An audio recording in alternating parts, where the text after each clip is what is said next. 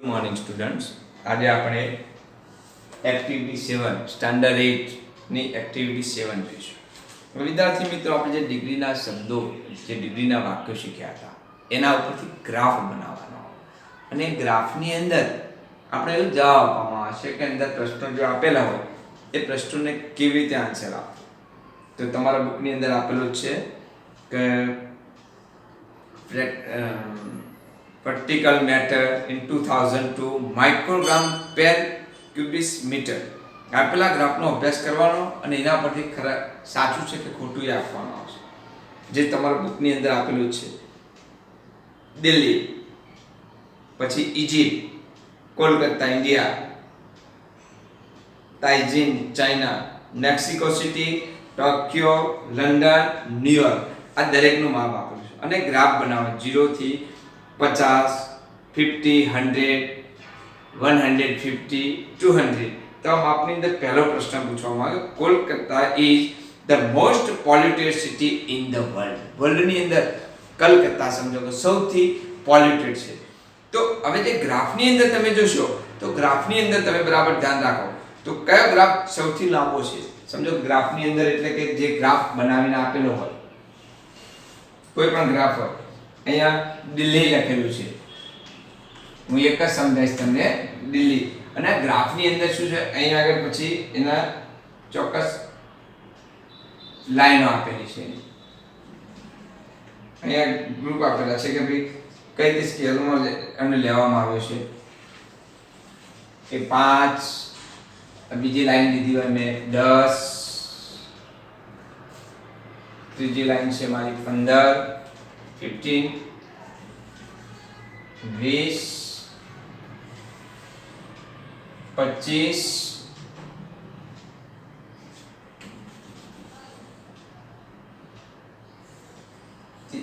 30 અને 35. આ ગ્રાફ બન્યો.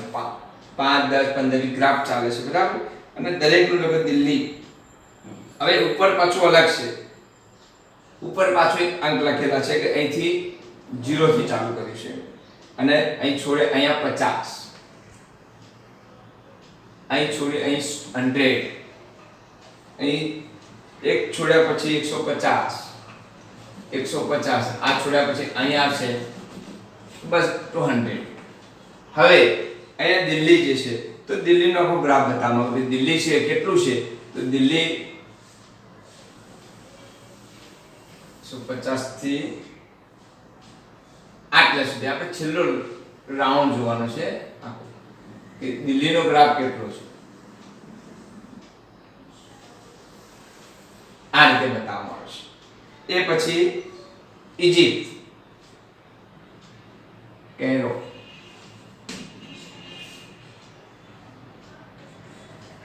કૌંસમાં લખ્યું ઇજિપ્ત,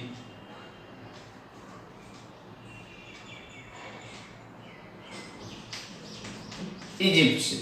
તો ઇજિપ્તનો ગ્રાફ છે એ બતાવવામાં આવ્યો છે 150, 150 થી થોડોક વધારે. હવે તમે તમારા બુકની અંદર આ રીતે ગ્રાફ આપેલા છે તો એ પ્રમાણે તમે વિચારી શકો છો. પછી કોલકાતા, દરેક ગ્રાફ આવે. આના પછીનું એક ગ્રાફ તમને સમજાય તો અહીંયા સમજો કે તમારા બુકની અંદર Kolkata, Kolkata is the most polluted city in the world. હવે ચિત્રની અંદર તમે જુઓ કે સૌથી વધુ પોલ્યુટેડ સિટી કઈ જેનો ગ્રાફ મોટો હોય, તો અહીંયા સમજો કે આ મોટો છે, બીજા બધા ગ્રાફ છે ઓછા બતાવવામાં આવે છે. તો આ ગ્રાફમાં કોલકાતા જે છે એ બંને વચ્ચે જુઓ તો 150 થી વધારે છે, તો એ વધારે છે કોલકાતા. હવે નામ આપ્યું છે કે આપણા અંદર ચેક કરીએ કે સૌથી વધારે પોલ્યુટેડ કઈ આવશે તો તમે જોઈ શકો દિલ્હી. દિલ્હી જે છે એના ગ્રાફની અંદર દિલ્હી સૌથી વધારે પોલ્યુટેડ છે. તો એ કોલકાતા જે શબ્દ લખ્યો છે એ વાક્યની અંદર સેન્ટેન્સ છે Kolkata is the most polluted city in the world. First તો આપણે શું કહીશું, એને ખોટું પૂછે. બીજું છે Tokyo and New York are more polluted but laser polluted city. Tokyo and New York, તો અહીંયા તમે ન્યુયોર્ક જુઓ એ 20 ની થોડું ઓછું છે ન્યુયોર્ક, અને ટોક્યો જોઈશું તો ટોક્યો પણ કેવું છે બતાવીશું. અહીંયા બે અલગ અલગ ચિહ્નો કરેલા છે, ટોક્યો અને ન્યુયોર્ક. તો બંનેની અંદર polluted but laser polluted city are more polluted, વધારે પોલ્યુટેડ છે બટ લેસર પોલ્યુટેડ, તો પણ ફોલ્સ થાય છે. એના પછી ત્રીજા સેન્ટેન્સમાં છે Cairo is the second most polluted city in the world. દુનિયામાં કાયરો જે ઇજિપ્ત એ સેકન્ડ પોલ્યુટેડ સિટી છે. બીજા નંબરમાં એનું પ્રદૂષિત સિટીની તરીકે બીજા નંબરમાં એની ગણના થાય છે. તો એ તમે ગ્રાફમાં જોશો તો દિલ્હી પછી એનો નંબર આવશે, તો ટ્રુ આવશે. પછી Tianjin is city is located China. જો એ કઈ સિટી છે? ચીનની આ સિટી છે. કોઈ તિનાજિન સિટી ચીનની છે. એ located city is located in China. તો ક્યાં આવે છે? ચાઇનામાં. તો રાઈટ છે. London is more polluted than Tokyo. London Tokyo કરતાં પણ વધારે પોલ્યુટેડ પ્રદૂષિત હોય તો લંડન છે. એ આપણે બુકની અંદર જોઈશું. નીચે તમારા ભાગમાં બતાવ્યું છે લંડન. લાસ્ટ છે એનાથી ઉપરનું લંડન એ જુઓ અને એની સામે ટોક્યો જુઓ. એના ઉપર ટોક્યો છે. તો આ બંનેમાં વધારે પોલ્યુટેડ કયું છે? લંડન ઇઝ મોર છે કે ટોક્યો? તો તમે જોઈ શકો છો કે એની અંદર ટોક્યો વધારે પોલ્યુટેડ છે, લંડન નથી. તે ફોલ્સ છે. Delhi is the most polluted city in the world. હવે દુનિયાની વાત કરવામાં દિલ્હી, આપણું દિલ્હી જે છે ઇન્ડિયામાં જે આવે એ સૌથી વધારે પોલ્યુટેડ છે. તો ગ્રાફની અંદર જો સૌથી વધારે બતાવે છે તો એ ટ્રુ કરવાનું છે.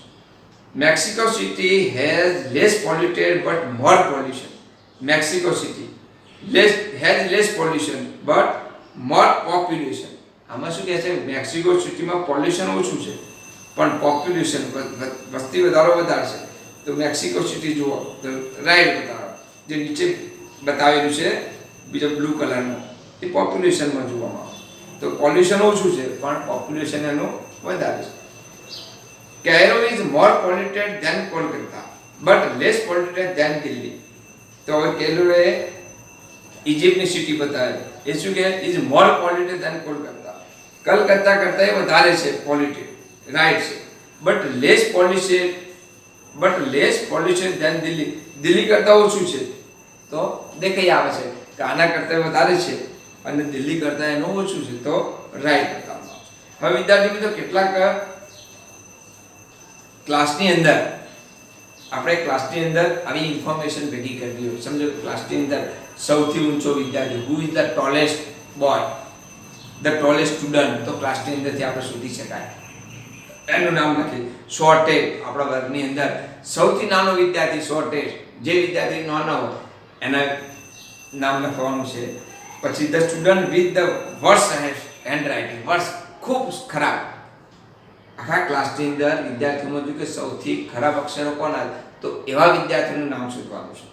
ધ હેવીએસ્ટ સ્ટુડન્ટ જેનું કદ વજન હેવી હોય, સૌથી વજનદાર વિદ્યાર્થી હોય, 50, 50 હોય, 60 હોય, 70 kg જેનું વેટ હોય એવા વિદ્યાર્થીનું લિસ્ટ બનાવો. ધ લાઇટેસ્ટ સ્ટુડન્ટ સૌથી ઓછું વજન હોય, 35. તો એવા વિદ્યાર્થી ક્લાસની અંદર લાગે આ વિદ્યાર્થીનું વજન ઓછું છે તો એ વિદ્યાર્થીનું નામ બનાવવાનું, નામ અને રોલ નંબર લખવાનું છે.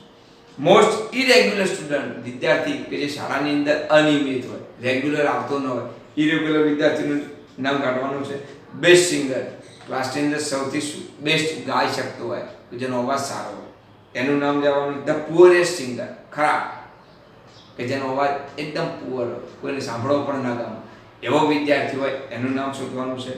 ફાસ્ટેસ્ટ રનર સૌથી ઝડપી દોડી શકતો હોય વિદ્યાર્થી. સ્પોર્ટ્સની અંદર આપણને લાગતા હોય ઘણા બધા વિદ્યાર્થીઓ who get much practice and they are best runner.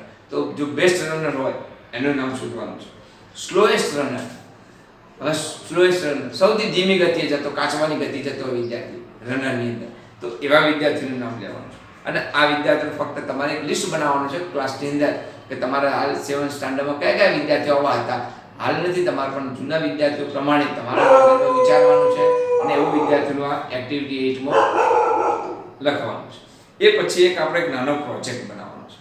હવે પ્રોજેક્ટની અંદર તમારા વિચારો પર લાઇટ, લાઇટર અને લાઇટેજ આવી વસ્તુઓ જે છે 3 પ્રકારની વસ્તુઓ, એ પ્રકારની વસ્તુઓ તમારે વિચારવાની અને એનો એક ડ્રો કરવાનું છે. ને ડ્રો કરીને તમારે તમારા ટેક્સ્ટ બુકની અંદર બનાવવાનું છે.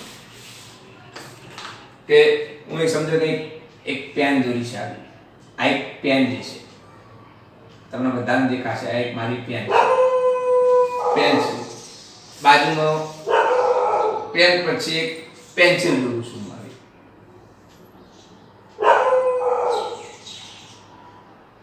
આ એક પેન્સિલ છે, પેન્સિલ પછી એક ફીધર એટલે પીંછું. હવે આ ત્રણ વસ્તુ દોરી છે, તો આ કેવી વસ્તુ છે સમજો કે લાઇટ છે, તો આ કેવી છે લાઇટર, અને આ એના કરતા લાઇટેસ્ટ. લાઇટર, લાઇટર અને લાઇટ, આ ત્રણ વસ્તુ જે મેં બનાવી એના આપણે તમારે વાક્ય બનાવવાનું. આના પરથી તમારે જે આપણે બનાવ્યા કેવી રીતે વાક્ય બનાવો, તો પેન, તો તમે આ રીતે લખી શકો પેન કૌંસમાં લાઇટ, પેન તો લાઇટ છે. પછી પેન્સિલ તો લખશું લાઇટર, અને ફીધર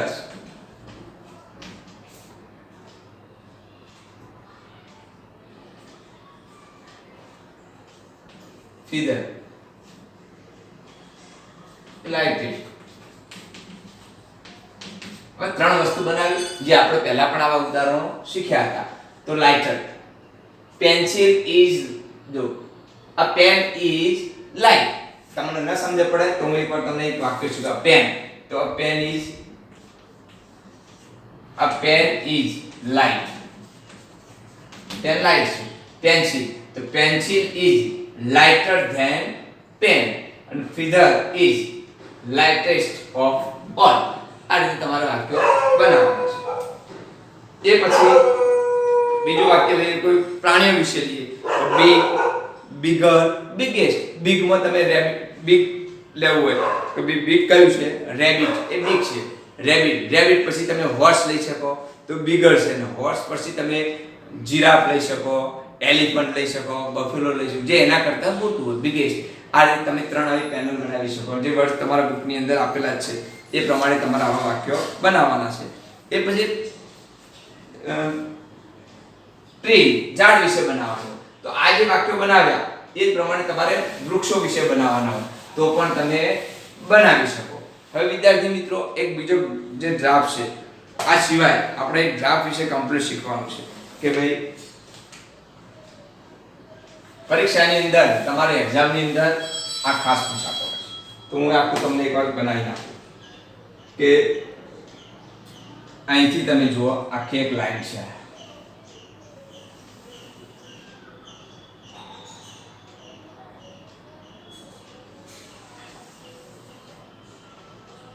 અહીંથી જ્યારે અંક સ્ટાર્ટ કરીશ 0 થી, તો અહીંયા ચાલુ કરે છે 5, 10, 15, 20, 30, 35, 40, 50. હવે નામ આપ્યું કે અમદાવાદ. હવે દરેકના છે અહીં નામ છે અમદાવાદ, ભુજ,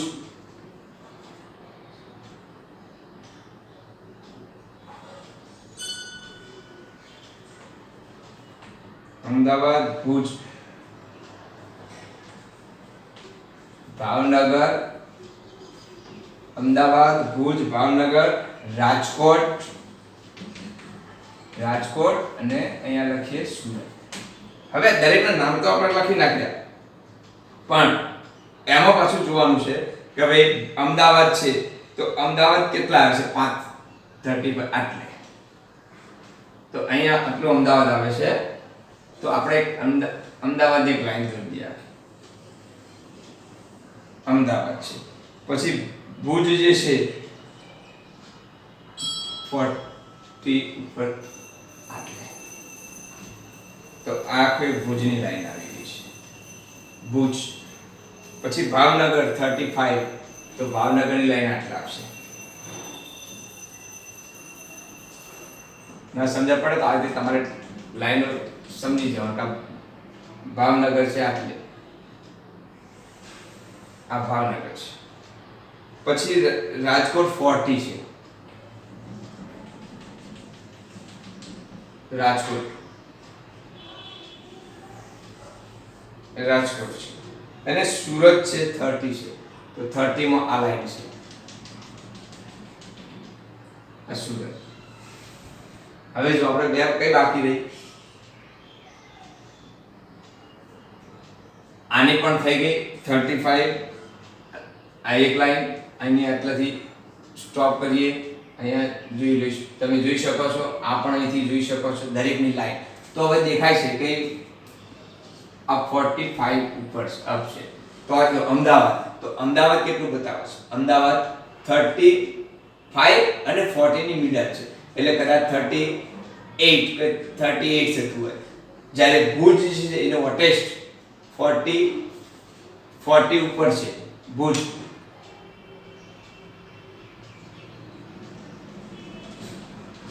જો થોડુંક એનાથી ઓછું છે ભુજ.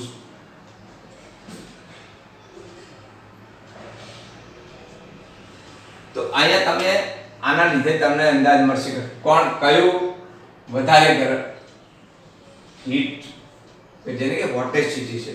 તો એ કેટલીક બ્લેન્ક પણ આપી છે કે ભાઈ ખાલી કે is the hottest city in Gujarat. હું એક ખાલી કે લખું તમને, blank is the hottest city in Gujarat. હવે તમે આમાં જોઈ શકો સૌથી હોટેસ્ટ સિટી કઈ છે? અમદાવાદ, ભુજ, ભાવનગર, રાજકોટ અને સુરત. તો તમે જોઈ શકો કઈ છે, તો કે કેવી રીતે ખબર પડે? તો આ દરેકનો ગ્રાફ છે. અહીંયા ગ્રાફ સુરત છે, સુરતનો કેટલો ગ્રાફ છે? 30 થાય. આ પણ ઓછો છે, આ પણ એનો ઓછો છે. સૌથી હોટેસ્ટ જે ગ્રાફ જોઈએ છે કોણ આવે છે? ભુજ આવે. તો તમારે અહીં આન્સરમાં ફક્ત શું લખવું પડે છે? ભુજ.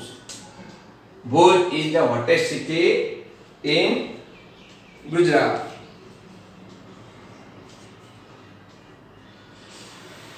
એ પછી બીજું વાક્ય બનાવીએ આપણે, ખાલી કે is the hotter than Bhavnagar blank second છે. Is the hotter than Bhavnagar. હવે ભાવનગર કરતા વોટર કયું છે? તો ભાવનગર જે શું આપે છે એના કરતા વોટર જોઈએ ભાવનગર. તો ભાવનગર પછી જોઈએ વધારે વોટર કયું છે? તમને દેખાય છે ભાવનગર કરતા? તો અમદાવાદ. કેમ કે ભાવનગર કરતા કયું છે? આ ભાવનગર જે છે આમ તો આ વોટર છે, પણ એમ નથી જોવાનું. એના કરતા ભાવનગરમાં જેટલી ગરમી પડે છે, ભાવનગરમાં જેમ સમજો કે 35 પડે છે, તો એના કરતા થોડી વધારે ગરમી કેવા પડે છે? 38 કે 39 અમદાવાદ. તો તમારે શું લખવું પડશે? અમદાવાદ. ઘણી વાર વિદ્યાર્થી શું કરશે? આ લખી નાખશે, આ લખશે. આનાને કમ્પેરિઝન નહીં કરો. આની કમ્પેરિઝન કરવી હોય તે ખાલી